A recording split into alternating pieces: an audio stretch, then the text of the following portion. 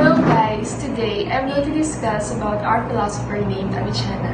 Avicenna was the first Islam philosopher. He was famous by his philosophy about God's existence.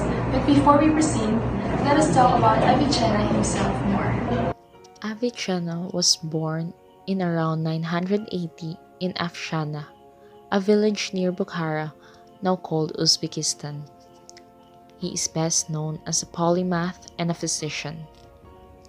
At an early age, he studied Hanafi jurisprudence and medicine with a number of teachers.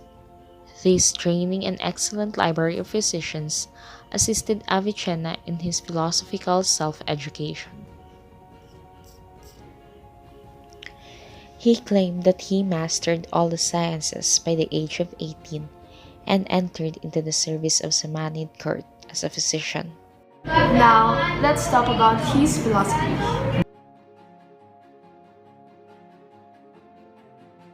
There we are told 50 ways to leave your lover, and there are probably at least that many ways of attempting to prove God's existence. Avicenna's proof is probably the most influential and interesting medieval attempt to show that God exists. It was enthusiastically received and repeated and modified by medieval thinkers writing in Latin like Thomas Aquinas. Avicenna exploits our intuition that the things around us, from animals to planets, and indeed the universe as a whole, could quite easily not exist. So the fact that the universe does exist seems to need an explanation. We might say that there is some sufficient reason why anything at all exists, rather than not existing. We might be tempted to ask why God exists. The answer is explanatory box stops with him. God cannot be non-existent. He is a necessary being, the only necessary being. Avicenna draws a contrast between essence and existence, explaining that something would be impossible, contingent, or necessary depending on how its essences relates to its existence. What is essence and what is existence?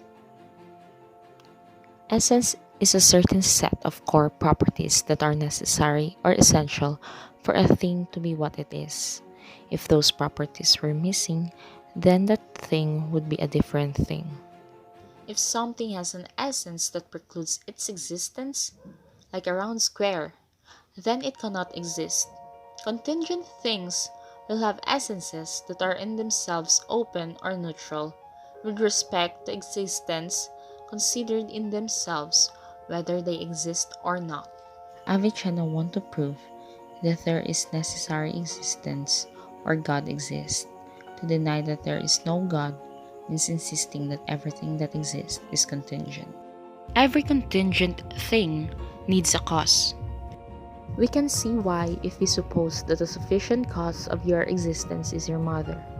She had a cause too, namely your grandmother, who was the cause by your great-grandmother, who was the cause by your great-great-grandmother, and so on. The only problem would be the causal sequence cannot be infinite for some reason. For instance, because the universe has not existed eternally. But definitely Avicenna did not say that. Avicenna asked us to think about the entire collection or aggregate of all contingent things. In other words, we shall consider the sum total of every contingent being that exists. But if the sum total itself is contingent, then it must have an external cause that preponderates it to exist.